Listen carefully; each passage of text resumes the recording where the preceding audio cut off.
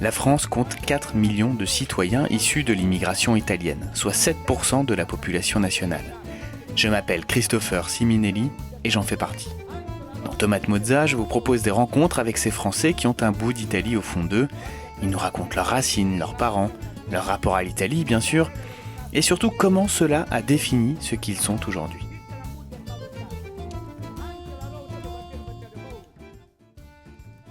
Bonjour à tous, bienvenue dans ce deuxième épisode de Tomate Mozza. Je suis ravi d'accueillir aujourd'hui Floriana. Floriana, vous la connaissez peut-être pas, mais si vous suivez de près la communauté italienne sur Twitter, je suis sûr que vous la connaissez. Je suis ravi de l'avoir dans mon podcast, d'autant qu'elle m'a été recommandée par 2 personnes qui me sont très proches. Donc c'était évident que Floriana devait venir dans mon podcast. Bonjour Floriana, pardon. Bonjour Christopher. Bon, comment vas-tu ? Écoute, ça va bien. Tout va bien. Je me connecte de Naples, dans le sud de l'Italie. Eh oui. Où il fait beau. Et oui, parce que c'est la particularité de mon invité du jour. J'ai reçu et je vais recevoir des Français issus de l'immigration italienne qui sont en France, mais Floriana, elle, est retournée en Italie et on va en reparler juste après. Floriana, peut-être que tu peux te présenter en quelques mots, nous dire ce que tu fais dans la vie, voilà, etc. Bien sûr. Donc, je m'appelle Floriana, j'ai 39 ans. Je vis à Naples depuis 2 ans, mais en Italie en général depuis une dizaine d'années. Je suis née à Lyon. J'ai grandi à Lyon. Ma famille a immigré à Lyon dans les années 70. Dans les années 50, une première partie, et dans les années 70 ensuite. Voilà, donc j'ai grandi à Lyon, j'ai étudié entre la France et l'Italie. J'ai vécu dans plusieurs villes et en 2010, j'ai débarqué à Milan en Italie. Puis j'ai vécu à Parme et pendant 8 ans, et depuis 2 ans, je suis donc à Naples, dans le sud de l'Italie. Mon rêve. Ok. Bon, si on remonte un peu les années, raconte-nous un peu comment tes parents sont arrivés en Italie et pourquoi ils sont venus en France, pardon. Dans quel contexte, pour quelles raisons, qu'est-ce qu'ils ont fait. Donc j'imagine dans la région lyonnaise, hein, c'est ça ? Exactement. Alors, ça s'est passé en 2 phases, en fait. La première phase d'immigration de ma famille, du côté de mon père, en 1957, mon grand-père paternel, donc, a décidé d'immigrer.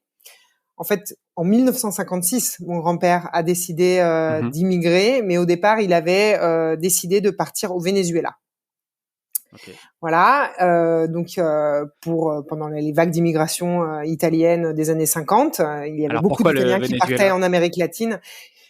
Écoute, tout simplement parce qu'il y avait énormément d'Italiens qui partaient en Amérique latine, et il y avait cette espèce de conquête de l'Amérique latine par les Italiens.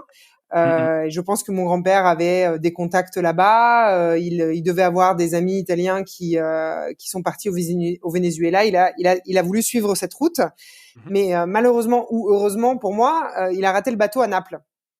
Donc ma famille, ça s'est vraiment joué à rien. Ça s'est joué à rien. Donc je fais un petit pas en arrière. Ma famille vient du Gargano, donc c'est dans les Pouilles, c'est dans le nord des Pouilles. D'une ville qui s'appelle Manfredonia et qui est pas loin de San Severo, dont je sais tu es originaire. Et donc toute ma famille vient de là-bas, la famille de ma mère et la famille de mon père. Donc mon grand-père rate le bateau à Naples, retourne à Manfredonia. Évidemment, à l'époque, tu pouvais pas changer ton billet, etc. Donc, il rentre à Manfredonia, il remet de l'argent de côté pour pouvoir immigrer à nouveau. Et se présente l'opportunité à travers les chambres de commerce, en fait. La chambre de commerce de Lyon avait fait un appel aux chambres de commerce italiennes, et donc la chambre de commerce de Foggia avait publié, ou en tout cas avait fait savoir que la France cherchait des artisans, des ouvriers. La famille de mon père est ébéniste de père en fils depuis plusieurs générations. Donc mon grand-père était ébéniste menuisier, mon père est ébéniste menuisier, mon petit frère est ébéniste menuisier.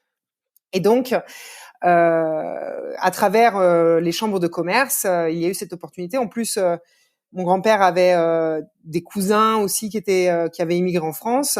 Mm. Lyon était une des villes les plus proches de l'Italie, hein, une des grandes villes les plus Oui, proches de finalement, c'est l'Italie. Et assez donc en proche. 1957, il a fait ses bagages, assez proches, mais même si à l'époque c'était le bout du monde, hein, clairement. Il a fait ses bagages, il a pris ses deux fils aînés, Francesco et Matteo. Matteo, c'est mon père. Mm. Et ils sont partis. Mon père avait 13 ans à l'époque. Mon oncle Francesco en avait 15. Donc c'était les deux aînés. Il y avait 5 autres frères et sœurs beaucoup plus petits. Il a laissé ma grand-mère et les cinq frères et sœurs à Manfredonia et il est parti avec Matteo et Francesco à Lyon en 1957. Tous les trois.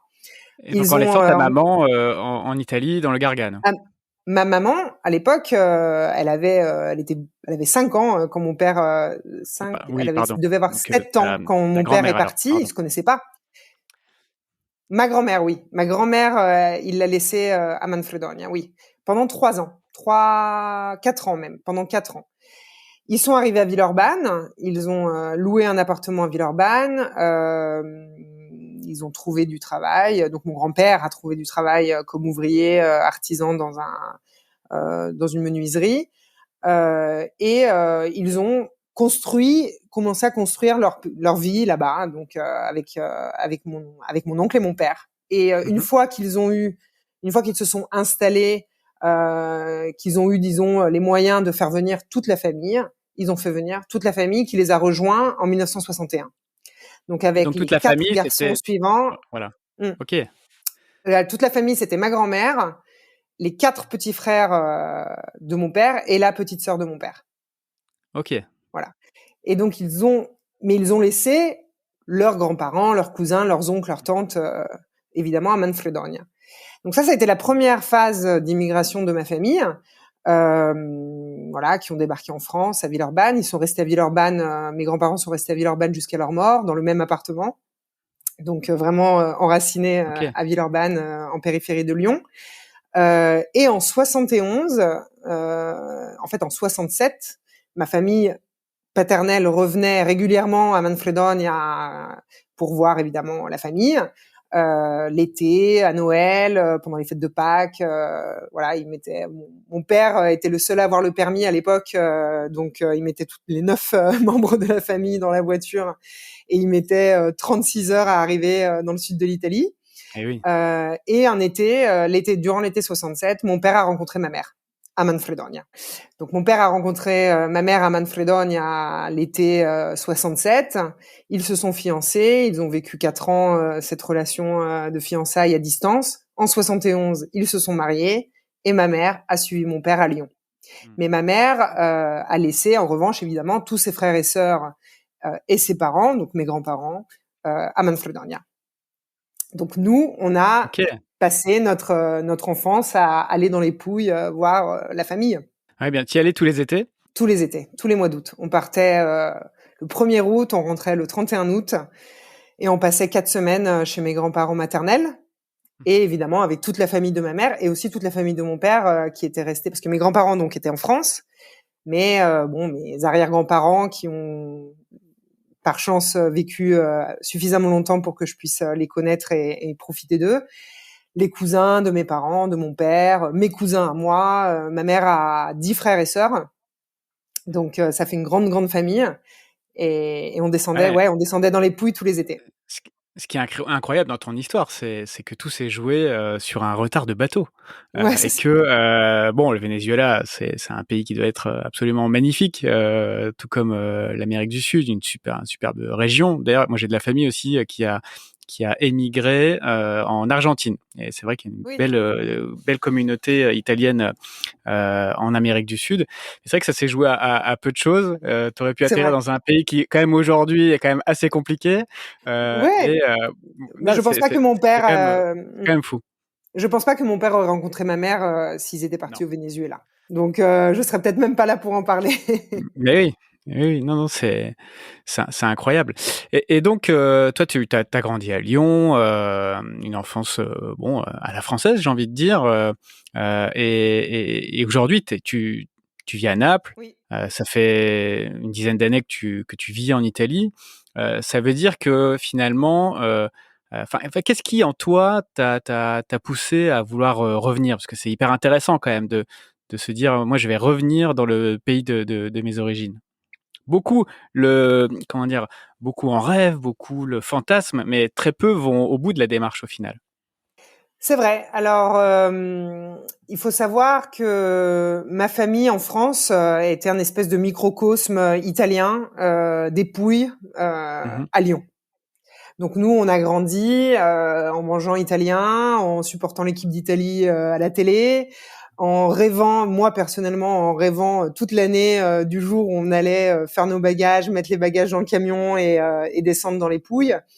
Il y avait ce lien extrêmement fort avec mes origines.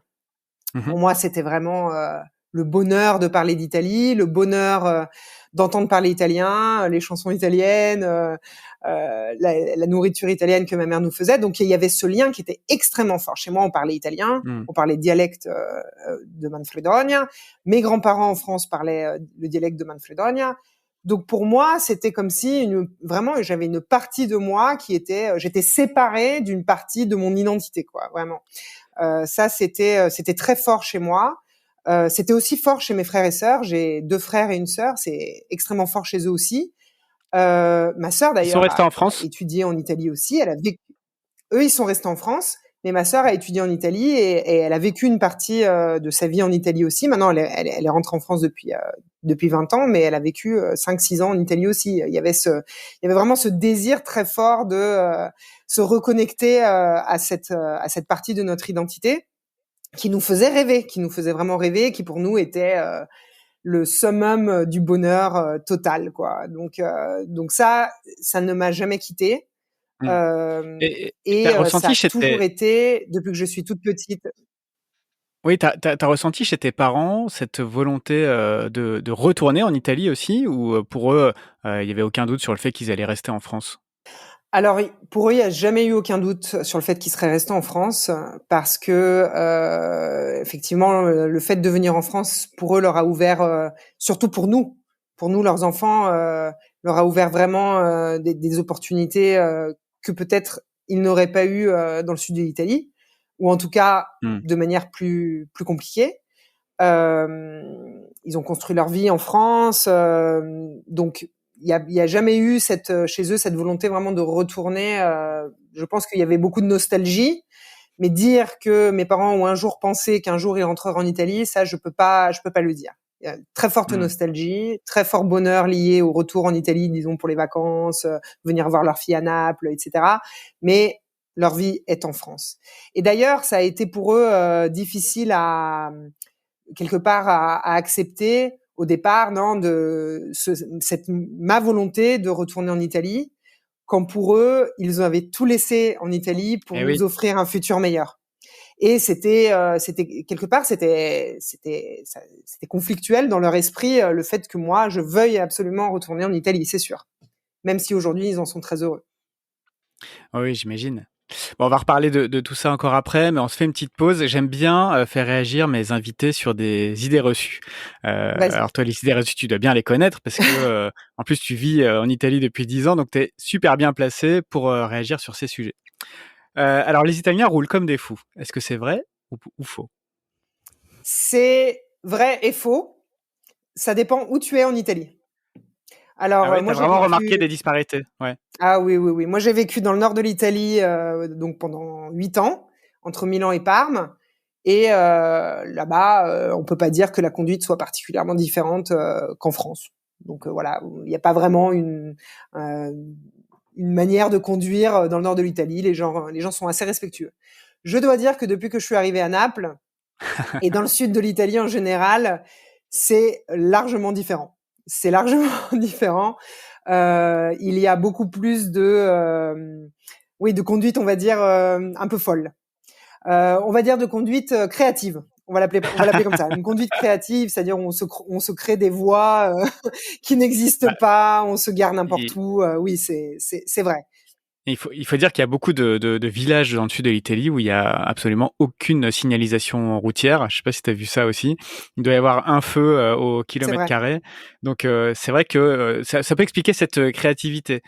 Alors pour sortir une stat sur cette idée reçue, Eh bien, on a tous l'impression que les Italiens roulent comme des fous, mais figure-toi qu'ils sont complètement dans la moyenne européenne en termes de mortalité sur la route. Les Bulgares, par exemple, les Lettons ou les Roumains sont bien pires que les Italiens. Donc, si on peut résumer, oui, alors ils roulent comme des fous, mais ils maîtrisent. C'est quand même des bons pilotes. C'est marrant que tu dises ça parce que c'est toujours l'idée que je me suis faite de la conduite italienne. C'est-à-dire qu'ils savent tellement que tout le monde roule comme des fous Voilà. que par conséquent, j'ai l'impression qu'ils font encore plus attention. Ouais, c'est ça. Ça peut l'expliquer, t'as raison. Allez, deuxième idée reçue, les Italiens sont machos.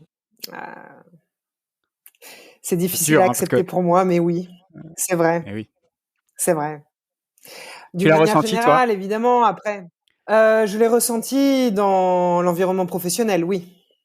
Je l'ai ressenti, après, effectivement, avec une disparité entre le nord et le sud. Donc, c'est moins marqué dans le nord, mais ça l'est quand même. Dans le sud, c'est extrêmement prononcé. Je l'ai Est-ce que tu as des beaucoup ressenti dans exemples, ma vie peut-être? professionnelle, oui. Est-ce que tu as des exemples de la manière dont ce Ah, bah, machisme écoute, s'est exprimé? Ouais. oui.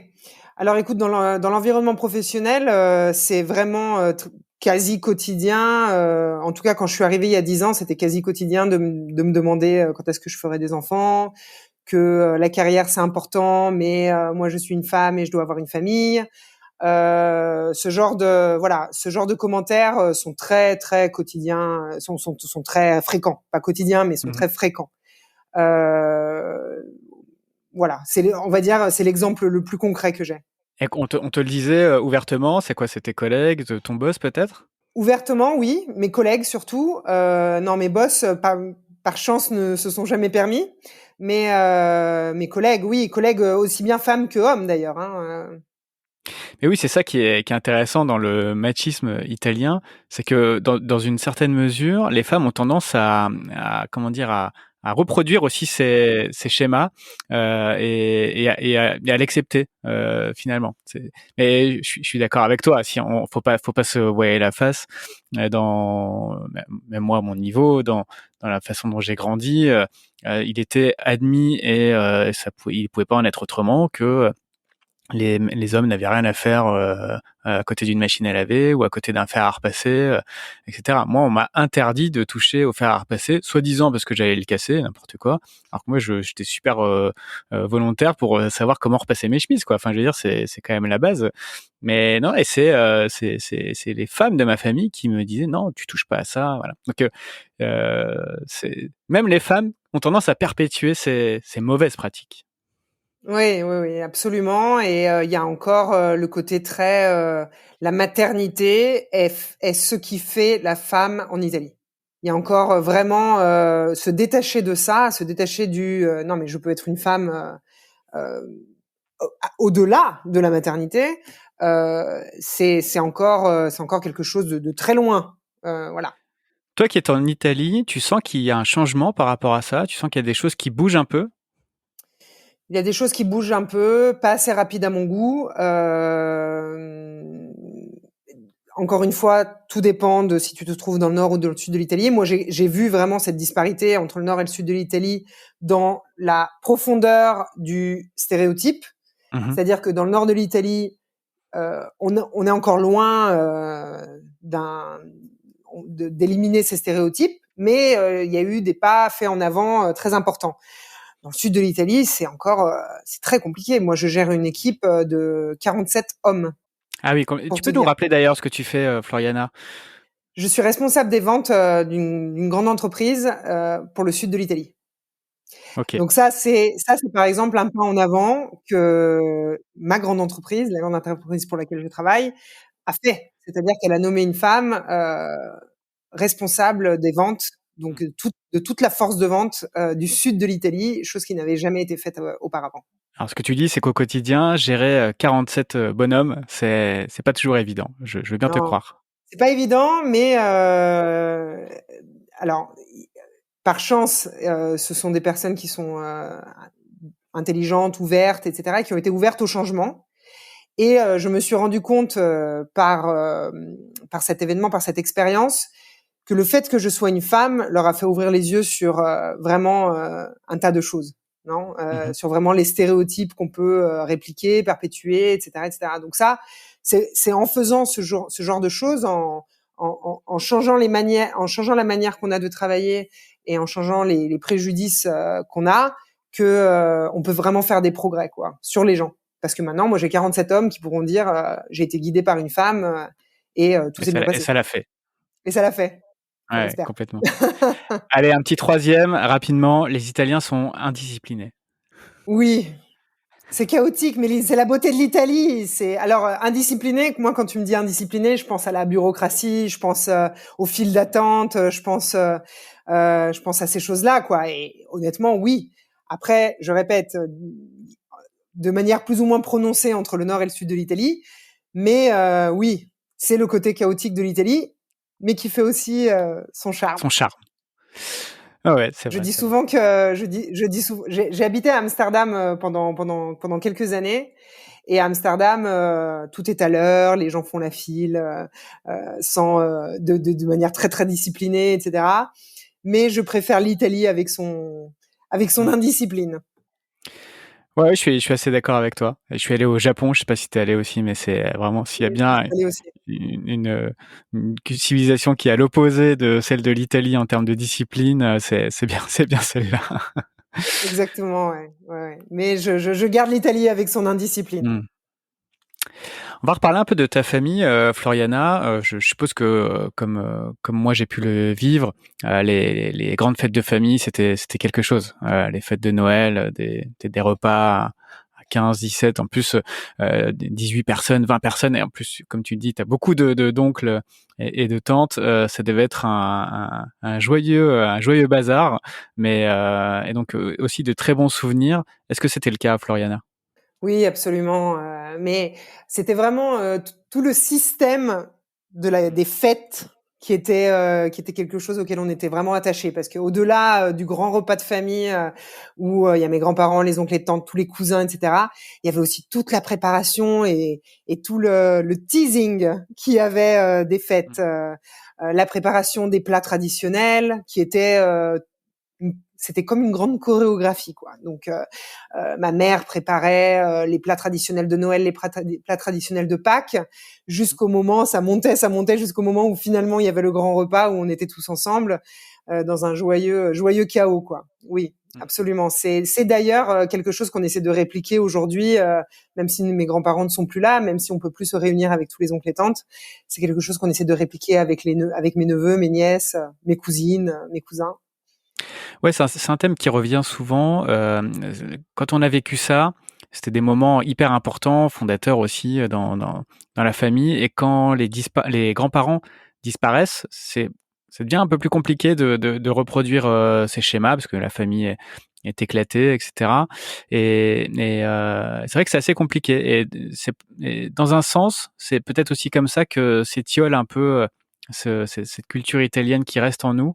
Et c'est un peu dommage aussi, je trouve. Absolument, ouais, c'est dommage. Mais moi, je le vois en tout cas de ma part hein, et de la part de mes nièces, par exemple. Mes nièces, elles ont 18 et 20 ans. Mmh. Mon neveu a 20 ans aussi. Et j'ai l'impression que c'est quelque chose, et ça me rend très heureuse, j'ai l'impression que c'est quelque chose qu'on leur a transmis. Ouais, c'est Le génial. fait de se retrouver en famille, même si c'est juste avec mes parents, mes frères et sœurs et mes neveux, bon, on est déjà 15, voilà, Ouais, donc on est ça va déjà vite. nombreux, quoi. Donc ça va vite. J'ai l'impression que c'est quelque chose, ce bonheur-là de se retrouver, j'ai l'impression que c'est quelque chose qu'on leur a transmis parce que c'est quelque chose qu'ils nous réclament aujourd'hui, quoi. Mmh. Qui nous disent je suis impatient qu'on se voit, qu'on fasse une fête de famille, qu'on fasse un grand plat de pâtes et qu'on mange des lasagnes tous ensemble.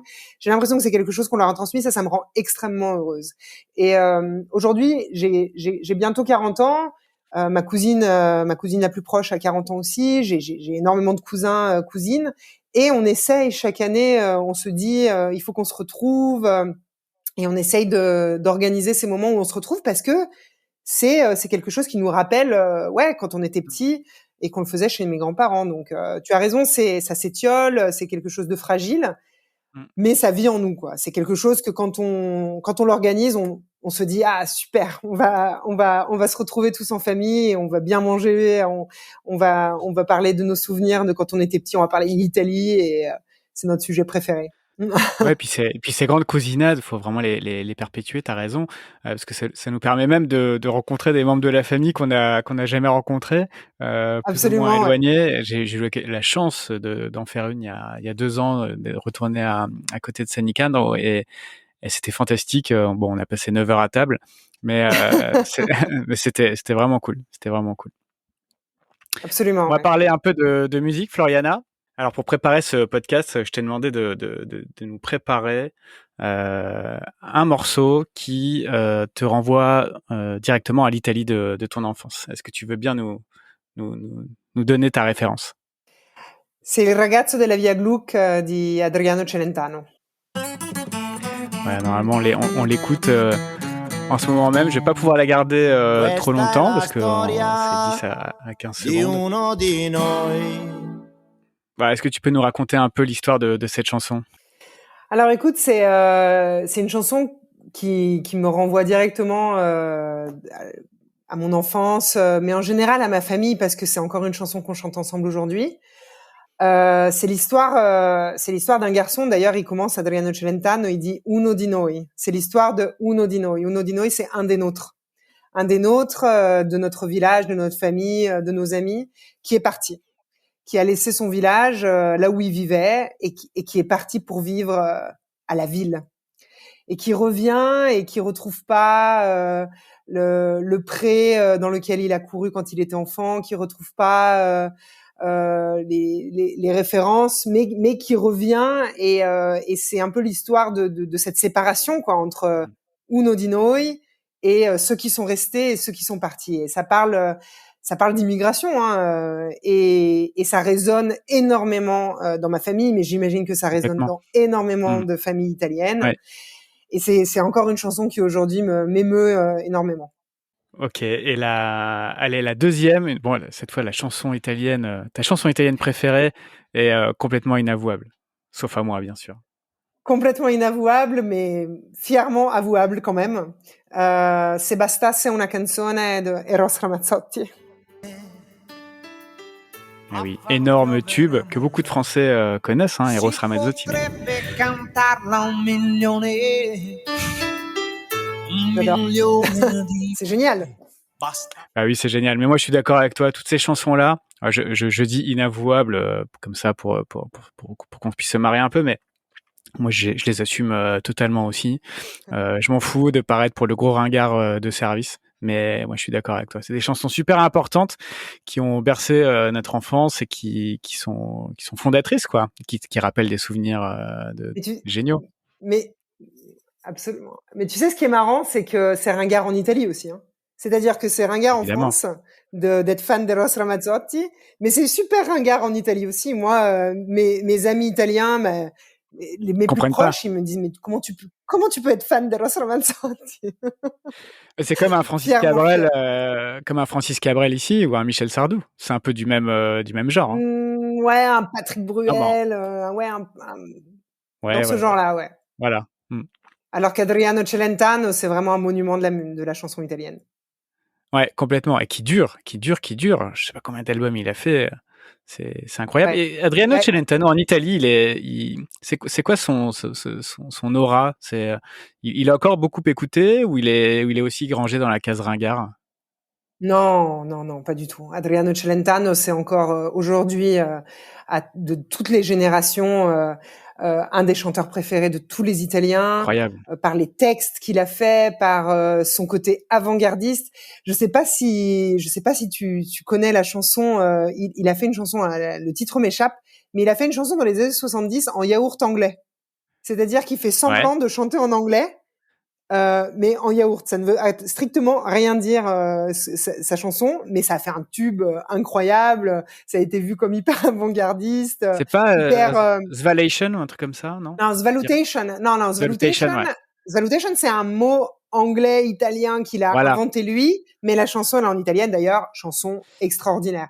Donc elle n'est pas du tout. Non, il n'est pas du complètement. tout vu comme ringard, absolument pas. Mm. Ouais, c'est intéressant parce qu'on a du mal à avoir cette perception, nous, vue de France.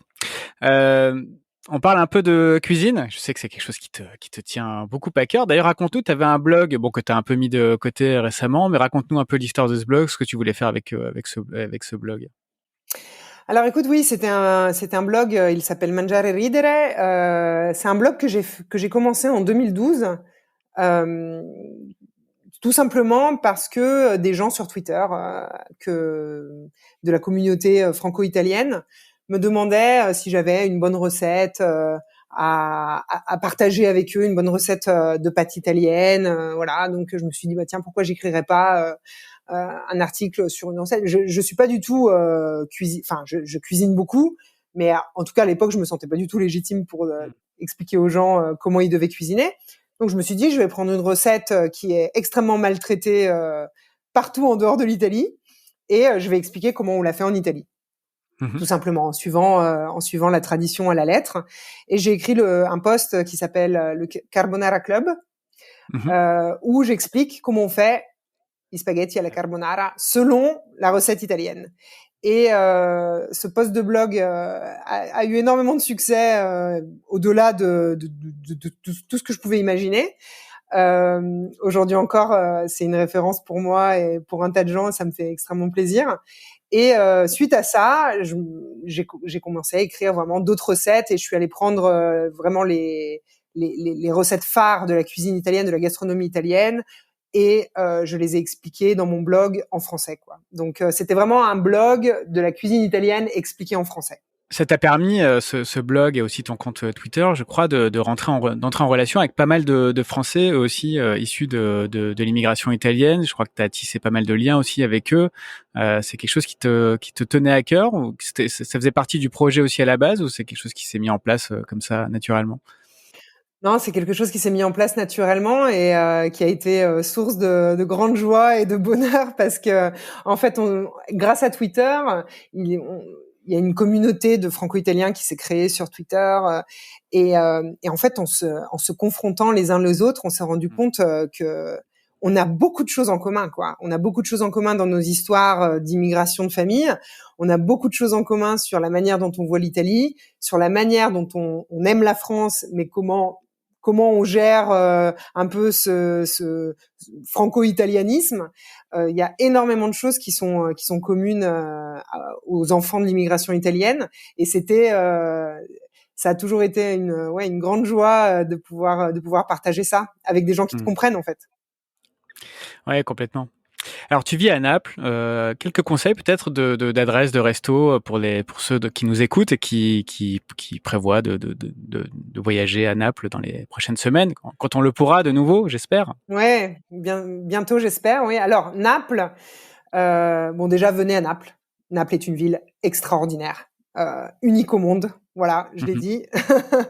Mais venez à Naples, c'est une ville incroyable. J'ai réfléchi à cette question, je me suis dit, mais quel restaurant je peux conseiller à Naples? On mange bien partout. Alors je me suis dit, le premier restaurant que je dois conseiller, c'est une pizzeria. Parce qu'à Naples, on mange la pizza napoletana. La vraie de vraie, celle qui est née ici et celle qu'on ne mange nulle part ailleurs. Alors si vous venez à Naples, il faut absolument prendre son mal en patience, mais l'attente vaut le coup. Vous mettre sur la liste d'attente de la pizzeria qui s'appelle Concettina ai Tre Santi, qui se trouve dans le quartier La Sanità, qui est le quartier le plus antique de Naples. Il y a des catacombes qui ont 2000 ans dans ce quartier-là, qui est un quartier incroyable dans le centre historique de Naples. Et Concettina ai Tre Santi, c'est une des meilleures pizzeria de Naples. Donc il faut absolument aller manger la pizza margherita de Concettina ai Tre Santi. Je mettrai l'adresse dans la description. Alors c'est marrant que tu parles de Voilà. pizza, parce que Après, ça fait partie des idées reçues sur lesquelles je fais réagir mes invités aussi. L'idée reçue qui dit que les Italiens mangent énormément de pizza. Or, évidemment, on connaît le lien entre l'Italie et la pizza, mais les Italiens sont pas du tout les plus gros mangeurs de pizza au monde. Ils sont même derrière les Français et bien évidemment derrière, derrière les euh, États-Unis. derrière les Américains. Il y a quelque chose qui me fait marrer dans pas mal de villes, notamment touristiques italiennes. Il y a beaucoup de restaurateurs qui mettent sur leurs panneaux ici on ne sert pas de pizza. Parce je pense qu'ils devraient en avoir ras-le-bol que les touristes viennent, consultent la carte et repartent en s'étonnant de ne pas avoir de pizza à la carte. Oui, alors ça c'est bon. La pizza est un des plats des plus populaires dans le monde. C'est un des premiers plats que les Italiens ont porté avec eux, ont amené avec eux dans le monde entier quand ils ont immigré. Mais en réalité, la pizza napoletana, comme on l'imagine, tu vois, quand on dit la pizza, on pense à la pizza ronde cuite au feu de bois. Ça, c'est la pizza napoletana et qu'on mange à Naples ou dans les pizzerias napoletane du reste de l'Italie qui ont un four à bois. D'accord. Et donc pas toutes n'ont un four à bois pour faire la pizza napoletana. Donc l'Italie connecte vraiment la pizza napoletana à Naples. Et la pizza, elle se mange à Naples. Ensuite, il y a différents types de pizza dans le reste de l'Italie, mais qui sont différentes de la pizza napoletana. Par exemple, il y a la pizza romana qui est plus fine. Il y a la pizza in teglia, qui est rectangulaire, les focacce, etc., etc. Donc, il y a une variété d'offres de pizza en Italie qui est énorme. Mais la pizza qui est devenue célèbre dans le monde entier, c'est la pizza napoletana. Et quelle insulte tu pourrais donner à ceux qui mettent de l'ananas sur leur pizza? Mortacci vostra. Bon, on est bien d'accord. On est bien d'accord. Non, mais les gens ont Pourquoi tendance à faire mettre ça? n'importe quoi sur une pizza. N'importe quoi. C'est Et du grand n'importe quand on vit en Italie, on apprend que less is more. Et aussi bien pour les pâtes que pour la pizza, moins on en met dessus et mieux c'est. Ouais, complètement. Complètement. On revient un peu à la culture italienne. Bon, toi, clairement, on sait comment ta culture italienne a influencé tes choix. La preuve, t'es retourné en Italie. Mais ce qui est intéressant, c'est aussi cette période avant que tu retournes en Italie et cette envie peut-être qui était en toi d'y retourner. Comment cette culture italienne s'exprimait quand tu étais au collège, au lycée? Est-ce que tu sentais que t'étais peut-être en décalage avec tes copains, copines ou avec ton environnement? Est-ce que tu sentais que t'étais pas à ta place finalement? Alors, je ne me suis jamais sentie pas à ma place, mais je me suis toujours sentie, comme je te disais, avec comme si une partie de mon identité était séparée de moi parce que je vivais en France et j'étais loin de l'Italie. Mais je me suis jamais sentie pas à ma place en France. Non, ça non. En revanche, oui, je sentais que j'avais quelque chose de différent. Oui, ça c'est sûr, hein, que je sentais que je venais, mais comme pas mal de mes petits copains et petites copines à l'époque qui étaient issus de l'immigration, tunisienne, algérienne, portugaise, espagnole, etc., etc. On avait une comment dire une différence, mais pas dans le sens négatif du terme, ça c'est sûr. Ça s'exprimait de manière quotidienne. Hein. Bon, déjà, moi, j'étais ultra fan de foot, je le suis toujours. Donc, pour moi, quand l'Italie jouait à la Coupe du Monde ou à l'Euro, c'était toute ma vie. C'était toute ma vie. Et donc, elle s'exprimait de manière très vocale. Voilà. Et tu t'es Mes jamais origines pris italiennes. tu t'es jamais pris de remarques désagréables justement quand tu disais que tu supportais l'Italie ou un club Ah ben, italien? bien sûr.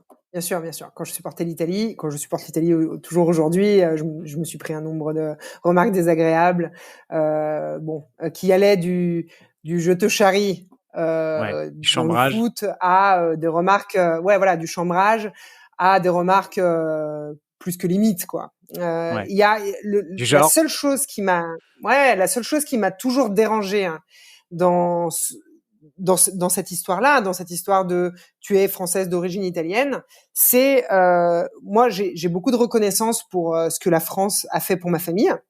Et alors ma famille a fait beaucoup pour la France aussi, hein, mais bon, j'ai beaucoup de reconnaissance dans cette relation-là, et je la revendique d'ailleurs en Italie, notamment quand je dis moi je suis issue de l'immigration italienne.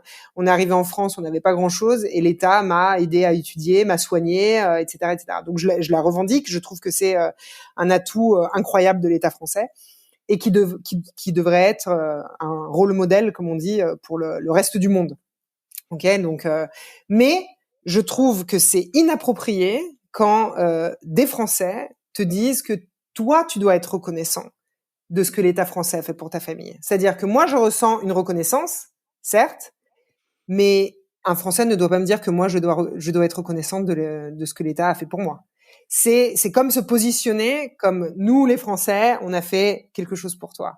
Je sais pas si je comprends. tu comprends la nuance ou si j'exprime bien la nuance, mais ce côté-là m'a toujours dérangé. C'est-à-dire, tu supportes l'Italie, mais tu devrais être reconnaissante pour la Oui, il te France. dérange Je d'autant suis plus que reconnaissante pour la que France. tu l'es en plus, oui, que tu les reconnais. Oui, oui, Mmh. bien sûr, absolument.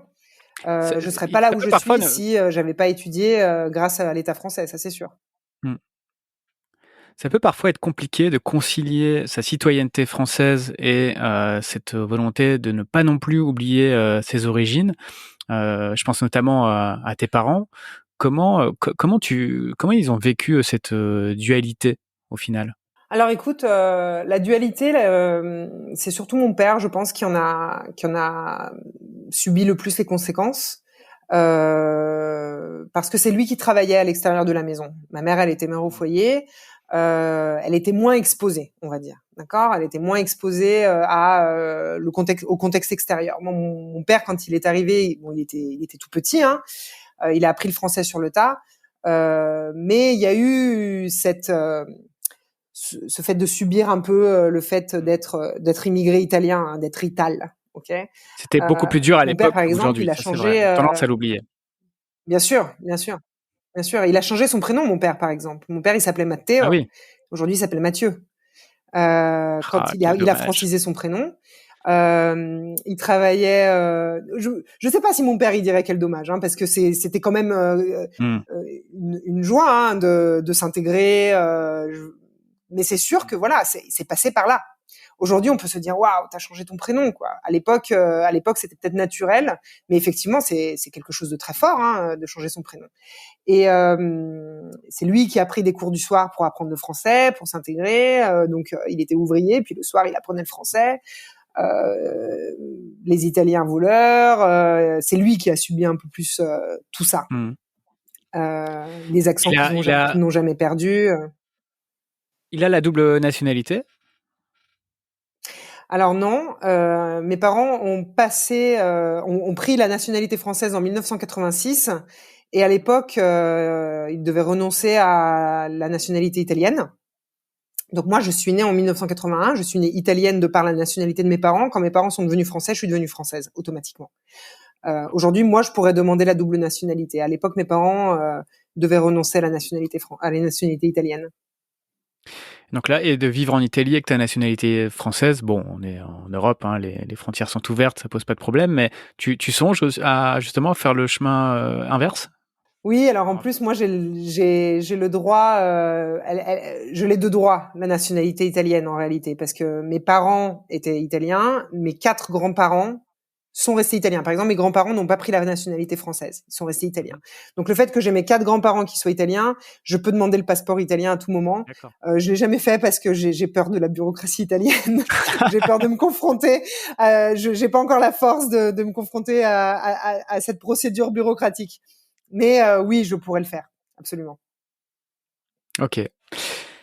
Écoute, merci beaucoup Floriana, c'était super intéressant. Ravi de t'avoir eu dans ce podcast, d'avoir ton histoire, absolument incroyable et notamment avec ce raté du bateau à Naples, qui a complètement changé la trajectoire de ta famille. Ouais, C'est vraiment sliding dingue. doors. Ouais, Mmh. exactement. Donc, Avec plaisir. Floriana, on peut te retrouver, sur Twitter. Rappelle-nous le nom de ton pseudo.